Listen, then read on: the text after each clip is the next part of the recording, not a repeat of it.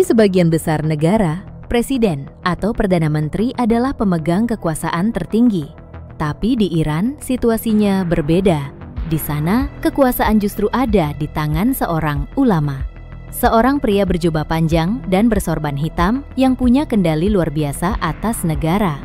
Ia bisa menentukan arah politik, menetapkan hukum, dan bahkan seorang presiden pun tunduk padanya. Tapi, siapa sebenarnya dia? Dan bagaimana mungkin satu orang bisa lebih berkuasa dari seluruh sistem demokrasi? Untuk memahami bagaimana sistem ini terbentuk, kita perlu mundur ke tahun 1979, tahun di mana terjadinya revolusi Islam Iran. Saat itu, rakyat menggulingkan Raja Muhammad Reza Shah Pahlavi, seorang penguasa monarki yang dianggap otoriter dan pro-barat. Sebagai gantinya, muncul seorang ulama Syiah bernama Ayatollah Ruhollah Khomeini. Ia memimpin revolusi dan mendirikan sebuah sistem baru bernama Republik Islam Iran, gabungan antara demokrasi dan teokrasi, yakni sistem pemerintahan yang berbasis agama.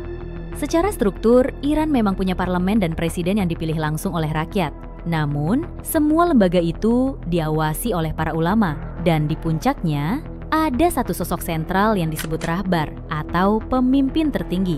Di sini, pemimpin tertinggi ini bukan hanya simbol spiritual, tapi juga kepala pemerintahan tertinggi. Ia memegang kendali penuh atas militer, garda revolusi, badan intelijen, peradilan, dan media nasional. Bahkan, hanya dialah yang berhak menyatakan perang. Sedangkan Presiden Iran sendiri bertugas untuk mengatur ekonomi, birokrasi, dan urusan dalam negeri. Namun, Presiden tidak bisa menyentuh urusan militer, keamanan, atau kebijakan luar negeri tanpa restu rahbar.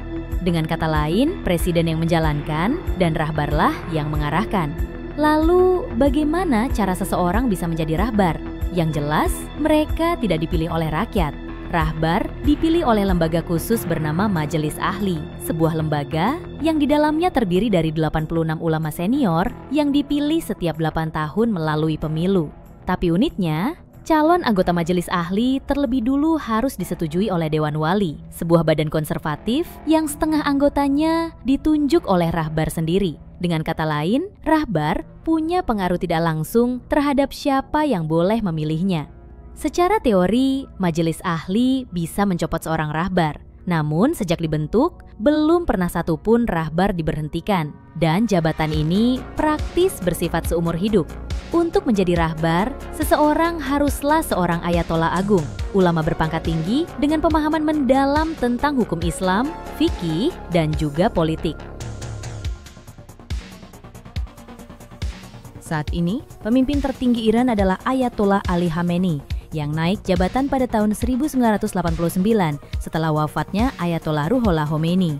Sebelumnya, Khomeini sendiri pernah menjabat sebagai presiden Iran selama 2 periode dan dikenal sebagai salah satu tokoh loyal dalam lingkaran revolusi. Namun menariknya, saat Khomeini terpilih menjadi rahbar, dirinya belum menyandang gelar Ayatollah. Dan untuk mengatasi hal ini, diubahlah konstitusi Iran agar dirinya memenuhi syarat. Hal ini menunjukkan betapa penting dan kuatnya pengaruh politik dalam pemilihan rahbar. Di sisi lain, sebagai pemimpin tertinggi Iran, Khomeini telah memegang jabatan ini selama lebih dari 35 tahun.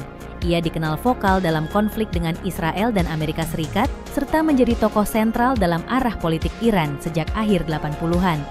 Fun fact-nya, meski nama Ayatollah Ali Khamenei terdengar mirip dengan Ayatollah Ruhollah Khomeini, mereka sebenarnya tidak memiliki hubungan darah, di mana nama Ayatollah itu sendiri adalah sebuah gelar dalam keulamaan Islam Syiah, sebuah gelar yang hanya diberikan kepada mereka yang telah mencapai tingkat keilmuan yang sangat tinggi. Sedangkan nama tengah mereka adalah nama yang diambil dari nama pribadi mereka sendiri, dan nama belakangnya merujuk pada kota asal keluarga mereka. Kalau kamu suka video seperti ini, jangan lupa like, subscribe, dan aktifkan lonceng notifikasi. Kalau kamu punya pendapat atau ingin menambahkan informasi, silakan tulis di kolom komentar. Kita bahas bareng di sana.